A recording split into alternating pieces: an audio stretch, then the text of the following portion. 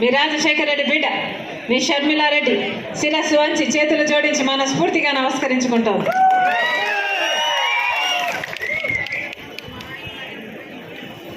ఐదు సంవత్సరాలు అయిపోయిందన్నా ఓట్లేసి, మళ్ళీ ఓట్లు వచ్చాయి. అవునా? ఎంత ఇస్తారట? ఎంత ఎంత? ఏళ్ళు చూపించట్లేదు ఎవరు.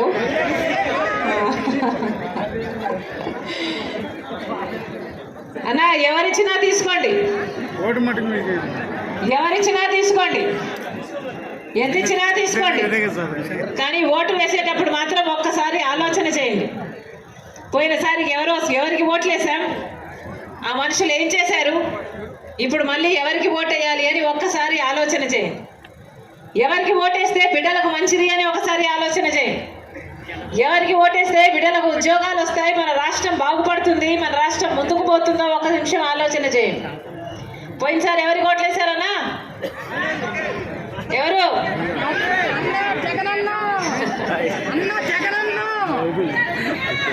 ఎవరు మీ ఎమ్మెల్యే? ఎవరు? బాలరాజు. ఇసుక బాలరాజు అట కదా, ఉట్టి బాలరాజు కాదట కదా. అవునా? పేరు కూడా మార్చుకున్నాడట, ఇంటి పేరు మారిపోయిందట కదా ఈయన చేసే ఇసుక దోపిడీకి. నిజమేనా అన్న? ఇసుక బాలరాజు. ఇప్పుడు ఆయనకు చెడ్డ పేరు వచ్చిందట, ఆయన నిలబెడితే ఓట్లేరట, ఆయనను భార్య నిలబెట్టారట. ఏమి లాజిక్ ఉందన్న? భార్య అయితే ఏమో, ఆయన అయితే ఏమైనా. ఒక్కసారి ఆలోచన చేయండి. నిర్వాసితులకు డబ్బులు ఇస్తామన్నారు, జగన్మోహన్ రెడ్డి గారు వచ్చారు, ఆయనంతగా ఆయనే చెప్పాడు. భూములు ఇచ్చిన వాళ్ళ త్యాగాలు గొప్పయి అన్నాడు, వాళ్ళ కళ్ళలో ఆనందం చూడాలి అన్నాడు. అధికారంలోకి వచ్చాక 10 లక్షల వరకు, ఎకరానికి 10 లక్షల వరకు ఇస్తానన్నాడు. ఇచ్చారా అన్నా? ఇచ్చారా? ఇచ్చారా? 10 లక్షలు కాస్త భూమి విలువే 20 లక్షలు అయిపోయింది. ఇక 10 లక్షలు ఇస్తే మాత్రం ఏం లాభం? అవునా? ఎన్ని చెప్పారన్నా? అన్ని మాటలు చెప్పే వాళ్ళే కదా, ఒకరైనా చేతలు చేసే వాళ్ళు ఉన్నారా? ఒక నిమిషం ఆలోచన చేసి ఓటు వేయండి అంటున్నది. అందుకే ఇసుక మాఫియా, మట్టి మాఫియా, లిక్కర్ మాఫియా ఎక్కడ చూసినా యథేచ్ఛగా మద్యం ఏర్లై పారడమే కాదు, గంజాయి కూడా, డ్రగ్స్ కూడా కంటైనర్లలో వస్తుంది మన రాష్ట్రానికి. వేల కొద్ది కేజీలలో, టన్నుల కొద్ది వస్తుంది. ఎక్కడికి పోతుంది మన రాష్ట్రం? ఒకసారి ఆలోచన చేయండి. 10 సంవత్సరాలు అయింది మన రాష్ట్రం ఏర్పడి. 10 సంవత్సరాలలో 5 సంవత్సరాలు చంద్రబాబు గారు ముఖ్యమంత్రిగా ఉన్నారు, ఇప్పుడు 5 సంవత్సరాలు జగన్మోహన్ రెడ్డి గారు ముఖ్యమంత్రిగా ఉన్నారు. ఈ 10 సంవత్సరాలలో మన రాష్ట్రం ఒక్క అడుగైనా ముందడుగు వేసిందా? అభివృద్ధి చెందిందా? 10 సంవత్సరాలలో కనీసం పట్టుమని 10 కొత్త పరిశ్రమలైనా వచ్చాయా? మన బిడ్డలకు ఉద్యోగాలు వచ్చాయా? మరి ఎందుకు వేయాలన్నా వీళ్ళకు ఓట్లు? తెలుగుదేశం పార్టీకైనా, జగన్మోహన్ రెడ్డి గారు వైసీపీ పార్టీకైనా ఎందుకు వేయాలి ఓట్లు? ప్రత్యేక హోదా మన రాష్ట్రానికి ఊపిరి లాంటిది, మన బిడ్డలకు జీవితాన్ని ఇచ్చేది. ప్రత్యేక హోదా వస్తే ఒక్కొక్క నియోజకవర్గంలో 50 నుంచి 100 కొత్త పరిశ్రమలు వస్తాయి. ఎంతో అభివృద్ధి జరుగుండేది, ఎన్నో ఉద్యోగాలు వచ్చుండేవి. పోనీ ప్రత్యేక హోదా కోసం ముఖ్యమంత్రి హోదాల్లో ఎవరైనా కొట్లాడారా అంటే, చంద్రబాబు గారు ప్రతిపక్ష నాయకుడిగా ఉన్నప్పుడు 10 ఏళ్ళు ప్రత్యేక హోదా కావాలి అన్నాడు. ముఖ్యమంత్రి అయ్యాక ఆయన బీజేపీ పార్టీకి తాకట్టు పెట్టాడు ప్రత్యేక హోదాను. పోనీ జగన్మోహన్ రెడ్డి గారు ప్రతిపక్ష నాయకుడిగా ఉండి మూకుమ్మడి రాజీనామాలు చేద్దాము అన్నాడు, ఛాలెంజ్ చేశాడు చంద్రబాబు గారికి. ఏమైంది? నాకు ఎంపీలను ఇవ్వండి, బీజేపీ మెడలు వంచుతాను, ప్రత్యేక హోదాను తెస్తానన్నాడు జగన్మోహన్ రెడ్డి గారు. ఆ రోజు నిరాహార దీక్షలు కూడా చేశారు. మరి ఇప్పుడు ముఖ్యమంత్రి హోదాలో 5 సంవత్సరాలు ముఖ్యమంత్రి అయితే ఒక్కసారైనా ప్రత్యేక హోదా కోసం ఒక్క నిజమైన ఉద్యమమైనా చేశారా జగన్మోహన్ రెడ్డి గారు? మరి ఇలాంటి చంద్రబాబు గారు, ఇలాంటి జగన్మోహన్ రెడ్డి గారు మనకు ప్రత్యేక హోదా తీసుకొచ్చేది? బీజేపీ పార్టీతో మనకు బీజేపీ పార్టీ ఒక్క మేలు చేయకపోయినా అదే బీజేపీ పార్టీకి గులాంగిరి చేస్తున్నారు చంద్రబాబు గారు, జగన్మోహన్ రెడ్డి గారు. ఎందుకు అని అడుగుతున్నాం. మనకు ప్రత్యేక హోదా ఇవ్వలేదు బీజేపీ పార్టీ, మనకు పోలవరం ప్రాజెక్ట్ ఇవ్వలేదు బీజేపీ పార్టీ, మనకు రాజధానికి డబ్బులు ఇవ్వలేదు బీజేపీ పార్టీ. అలాంటి బీజేపీ పార్టీకి కొంగు పట్టుకొని ఎందుకు తిరుగుతున్నారు వీళ్ళు? ఇద్దరికి బీజేపీ పార్టీయే కావాలట. చంద్రబాబు గారికి బీజేపీ పార్టీ కావాలట, జగన్మోహన్ రెడ్డి గారికి బీజేపీ పార్టీయే కావాలట. ఇక్కడ ఒక ట్రయాంగిల్ లవ్ స్టోరీ నడుస్తుంది మన రాష్ట్రంలో. బీజేపీ పార్టీ అధికారంలో ఉంది, వీళ్ళ స్వప్రయోజనాల కోసం మన రాష్ట్రాన్ని, మన ప్రత్యేక హోదాని, పోలవరాన్ని, రాజధానిని మొత్తం అన్నిటినీ తాకట్టు పెట్టేశారు చంద్రబాబు గారు, జగన్మోహన్ రెడ్డి గారు. అన్న ఆలోచన చేయండి, 10 సంవత్సరాలు అయిందే మనకు రాష్ట్రం ఏర్పడి, ఒక రాజధాని ఉందన్న? ఏమైంది? పక్కన బెంగళూరు ఉంది, చెన్నై ఉంది, హైదరాబాద్ ఉంది, అందరికీ అన్నీ ఉన్నాయి కదా. మనకేముందన్నా? మనకేముంది? చేతిలో చిప్పు ఉంది. మనకేముంది? మన నెత్తిన కుచ్చు టోపీ ఉంది. కనీసం ఒక రాజధాని అని చెప్పుకోవడానికి కూడా లేదు అంటే మన బిడ్డలకు, మనకు అది అవమానం కదా. ఏం చెప్పాడు చంద్రబాబు గారు? అయితే అమరావతి అన్నాడు, సింగపూర్ చేస్తానన్నాడు, 3D సినిమాలు చూపించాడు. అమరావతి కాస్త భ్రమరావతి అయింది. ఒక్క పర్మనెంట్ బిల్డింగ్ కట్టలేదు చంద్రబాబు గారు. మళ్ళీ జగన్మోహన్ రెడ్డి గారు ముఖ్యమంత్రి అయ్యారు. ఈయనకు ఒకటి సరిపోలేదు, 3 కావాలన్నారు. పోనీ 3 ఒకటైనా అయిందా? ఒక్కటైనా అయిందా? ఒక్కటి లేదు. తీరా చూస్తే, వెనక్కి తిరిగి చూస్తే ఏముందంటే అందరికీ అన్నీ ఉన్నాయన్నా, మనకే ఏమీ లేదు. మనకే మిగిలింది గుండు సున్నా. అందుకే ఆలోచన చేసి ఓటు వేయండి అంటున్నాం. బిడ్డలకు ఉద్యోగాలు వస్తున్నాయా అన్న?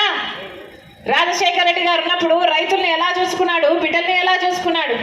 రాజశేఖర రెడ్డి గారు ఉన్నప్పుడు రైతులకు రుణమాఫీ చేశాడు, ఇన్పుట్ సబ్సిడీ, ఎరువుల మీద సబ్సిడీ, డ్రిప్ మీద సబ్సిడీ, పంట నష్టపోతే పంట నష్ట పరిహారం, మద్దతు ధర ఇచ్చాడు, పెట్టుబడులు తగ్గించాడు. ఎంతగా చూసుకున్నాడు రాజశేఖర రెడ్డి గారు? నెత్తిన పెట్టుకున్నాడే రైతుల్ని రాజశేఖర రెడ్డి గారు. మరి జగన్మోహన్ రెడ్డి గారు ఆయన కొడుకై ఉండి ఏం చేశాడన్నా? రైతుల కనీసం మద్దతు ధర ఉందా? డ్రిప్ మీద సబ్సిడీ ఉందా? పంట నష్టపోతే పంట నష్టపరిహారం ఉందా? ఇదే జగన్మోహన్ రెడ్డి గారు 5 సంవత్సరాల కింద ఇదే మైక్ ఇలాగే పట్టుకొని ఏం చెప్పాడు? 3000 కోట్లు ప్రతి సంవత్సరము పక్కన పెడతాను ధర స్థిరీకరణ నిధి కోసము. రైతన్న వాడు పంట నష్టానికి అమ్ముకునే అవసరమే ఉండదన్నాడు జగన్మోహన్ రెడ్డి గారు. ఒక్క సంవత్సరమైనా 3000 కోట్లు రైతుల కోసం పక్కన పెట్టాడా? పెట్టుంటే ఇక్కడ నిర్వాసితులకు డబ్బులు వచ్చేవి కదన్నా, పెట్టలేదు. ఇంకేం చెప్పారు? 4000 కోట్లతో పంట నష్టపోతే పంట నష్టపోయినందుకు పక్కన పెడతానన్నాడు ప్రతి సంవత్సరం.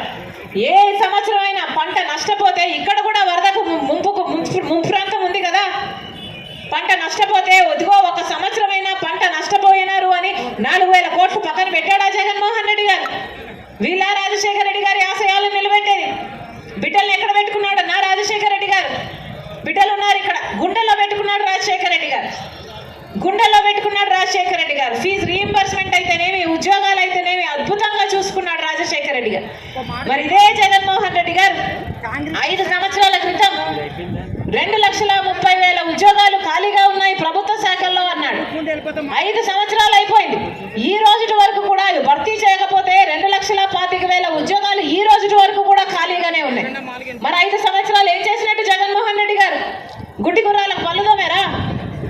ఏం చేసినట్టన్నా? డిఎస్సి ఉద్యోగాలు జగన్మోహన్ రెడ్డి గారు 5 సంవత్సరాల క్రితం ఇలాగే మైకు పట్టుకొని చెప్పాడు. 23,000 టీచర్ ఉద్యోగాలు ఖాళీగా ఉన్నాయి, సిగ్గులేదా చంద్రబాబు, 7,000కే ఉద్యోగాలు ఇస్తున్నా అని ఆ రోజు తిట్టిపోశాడు. మరి ఇదే 5 సంవత్సరాలు గడిచిపోయింది, అదే 23,000 ఉద్యోగాలు ఈ రోజుకి ఖాళీగా ఉన్నాయి. మొన్న ఎలక్షన్లు వస్తున్నాయి, 2 నెలలు ఉన్నాయనగా ఇప్పుడు ఒక దగా డిఎస్సి, మెగా డిఎస్సి ఇస్తానన్న వాడు ఒక దగా డిఎస్సి 6,000తో నోటిఫికేషన్లు ఇచ్చాడు జగన్మోహన్ రెడ్డి గారు. మరి 2 నెలలు ఉంది అనగా నోటిఫికేషన్ ఇస్తే ఈ పరీక్షలు ఎప్పుడు కావాలి? బిడ్డలకు ఉద్యోగాలు ఎప్పుడు రావాలి? ఇది అయ్యేదా సచ్చేదా? ఎందుకేయాలన్నా వీళ్ళకు ఓట్లు? ప్రజల కోసం నిలబడే వాళ్ళు, ప్రజల కోసం ఆలోచన చేసేవాళ్ళు, ప్రజల కోసం పనిచేసే వాళ్ళు కదా నాయకులుగా ఉండాలి. రాజశేఖర రెడ్డి గారు ఎలా పనిచేశాడు? అదే జగన్మోహన్ రెడ్డి గారు 5 సంవత్సరాలు అయింది ముఖ్యమంత్రి, కనీసం కుంభకర్ణుడైనా 6 నెలలు నిద్రపోతాడు, 6 నెలలు పనిచేస్తాడే. మరి జగన్మోహన్ రెడ్డి గారు ఏం చేశారు? ఎప్పుడైనా వచ్చారన్నా జగన్మోహన్ రెడ్డి గారు? రాజశేఖర రెడ్డి గారు ప్రజా దర్బార్ అని రోజుకు 1000 మందిని కలిశాడు.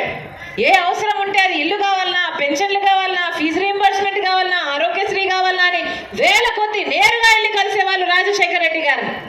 ఉందా ఉందా అలాంటి రోజులు ఇప్పుడు ఉన్నాయా?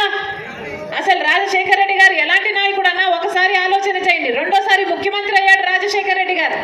ముఖ్యమంత్రి అయిన 2 నెలలకే రచ్చబండకని బయలుదేరి వెళ్ళి చచ్చిపోయాడు రాజశేఖర రెడ్డి గారు. ఏం అవసరం ఉందన్నా? ప్రజలు ఓట్లేశారు, గెలిచాడు, ముఖ్యమంత్రి అయ్యాడు. ముఖ్యమంత్రి అయ్యాక 2 నెలలకే మళ్ళీ నేను ప్రజల దగ్గరికి వెళ్ళాలి అని బయలుదేరి వెళ్ళి కదా చచ్చిపోయాడు రాజశేఖర రెడ్డి గారు. అలా కదా ఒక నాయకుడు ఉండాలి. జగన్మోహన్ రెడ్డి గారు ఎప్పుడైనా వచ్చారా? 5 సంవత్సరాలలో ఎప్పుడైనా బయటకు వచ్చారా? ఇప్పుడు ఎలక్షన్లు వచ్చాయి కాబట్టి, మీతో పనుంది కాబట్టి, మీరు ఓట్లేసే యంత్రాలు కాబట్టి, బటన్ నొక్కాలి కాబట్టి ఇప్పుడు సిద్ధమని ఇప్పుడు బయలుదేరాడు జగన్మోహన్ రెడ్డి గారు. దేనికి సిద్ధం? దేనికి సిద్ధం? మళ్ళీ 8 లక్షల కోట్లు అప్పు చేయడానికి సిద్ధమా? మళ్ళీ బీజేపీతో అక్రమ పొత్తు పెట్టుకోవడానికి సిద్ధమా? మళ్ళీ బీజేపీ పార్టీకి మన ప్రత్యేక హోదా, మన బిడ్డల ఉద్యోగాలు, మన పోలవరము, మన రాజధాని అన్ని తాకట్టు పెట్టడానికి సిద్ధమా? మళ్ళీ 20 లక్షల ఇల్లులు కడతానని మోసం చేయడానికి సిద్ధమా? లేకపోతే మళ్ళీ పూర్తి మద్యపాన నిషేధం అని చెప్పి మోసం చేయడానికి సిద్ధమా? దేనికి సిద్ధమన్నా? అన్నా ఆలోచన చేయండి. రాజశేఖర రెడ్డి గారు మాట ఇస్తే మాట తప్పని నాయకుడు, మడమ తిప్పని నాయకుడు రాజశేఖర రెడ్డి గారు. మరి జగన్మోహన్ రెడ్డి గారు ఇదే 5 సంవత్సరాల క్రితం ఇలాగే మైకు పట్టుకొని పూర్తి మద్యపాన నిషేధం చేస్తానన్నాడు జగన్మోహన్ రెడ్డి గారు. అయిందా అన్నా? మద్యపాన నిషేధం అయిందా? మద్యపాన నిషేధం కాలేదు కదా. ఈరోజు సర్కారే మద్యం అమ్ముతుంది. అది కూడా వాళ్ళు ఏది అమ్ముతే అదే కొనాలి. ప్రపంచంలో ఎక్కడా లేవు వీళ్ళు అమ్మేటివి, ఇక్కడే ఉన్నాయన్నా. భూమట,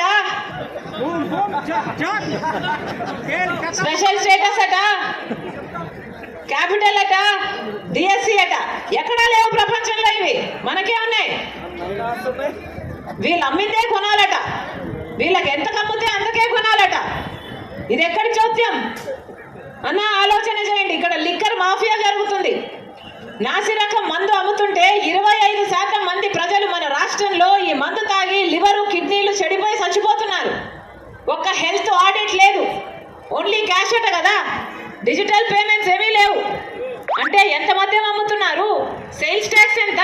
స్టేట్ ట్యాక్స్ ఎంత? సెంట్రల్ ట్యాక్స్ ఎంత? ఒక ఆడిట్ ఉందా? పాడుందా? పద్ధతి ఉందా? ఏముందన్నా? మొత్తం అంతా లిక్కర్ మాఫియా జరుగుతుంది. ఖర్చులన్నీ పెరిగిపోయాయి. 60 రూపాయలు బాటిల్ ఉంటే క్వార్టర్ బాటిల్ బయట ఇక్కడ 200 ఉందమ్మా అంటున్నారు. మీ దగ్గర నుంచి అమ్మా మీకు బటన్ నొక్కుతున్నా అంటున్నాడే జగన్మోహన్ రెడ్డి గారు. అమ్మఒడి కింద మీకు ఇచ్చేది ఎంత తల్లి? 2 బిడ్డలకి ఇస్తారన్నారు కదా 15,000. మరి ఎంతమందికి ఇస్తున్నారు?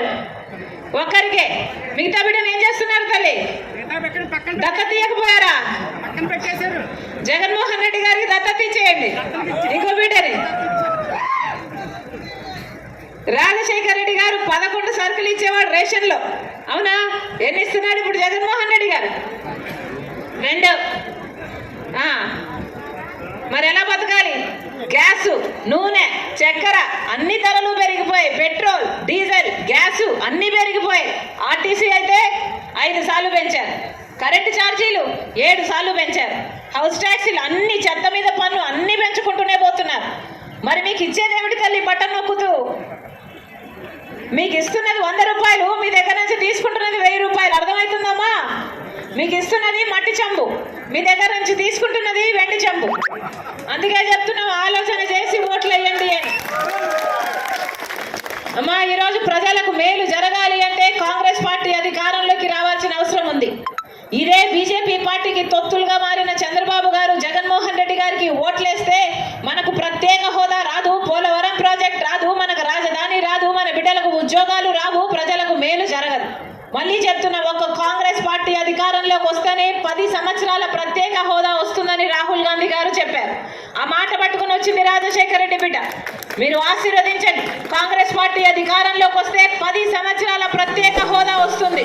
మీరు ఆశీర్వదించండి. కాంగ్రెస్ పార్టీ అధికారంలోకి వచ్చినాక 2 లక్షల వరకు రైతులకు రుణమాఫీ చేస్తుంది కాంగ్రెస్ పార్టీ.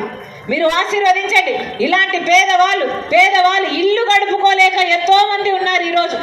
అలాంటి వాళ్లకు ప్రతి నెల 8,333 రూపాయలు, అంటే సంవత్సరానికి 1,00,000 రూపాయలు, 5 సంవత్సరానికి 5 లక్షల రూపాయలు ప్రతి పేద కుటుంబానికి ఇస్తుంది కాంగ్రెస్ పార్టీ. మీరు ఆశీర్వదించండి. కనీస వేతనం, ఉపాధి హామీ కింద దినానికి కనీస వేతనం 400 రూపాయలు చేస్తుంది కాంగ్రెస్ పార్టీ. రైతుకు మద్దతు ధర, కొత్త మద్దతు ధర, 7% లాభంతో కూడిన మద్దతు ధర ఇస్తుంది కాంగ్రెస్ పార్టీ. మళ్ళీ ఇందిరమ్మ ఇల్లులాగా రాజశేఖర రెడ్డి గారు కట్టిన ఇల్లులాగా ఇల్లులు రావాలన్నా 5 లక్షలు పెట్టి పక్కా ఇల్లు రావాలన్నా కాంగ్రెస్ పార్టీ అధికారంలోకి రావాలి. పోడు భూములకు పట్టాలు రావాలన్నా కాంగ్రెస్ పార్టీ అధికారంలోకి రావాలి. నిర్వాసితులకు మళ్ళీ వాళ్ళ పరిహారం రావాలన్నా కాంగ్రెస్ పార్టీ అధికారంలోకి రావాలి. మీరు ఆశీర్వదించండి.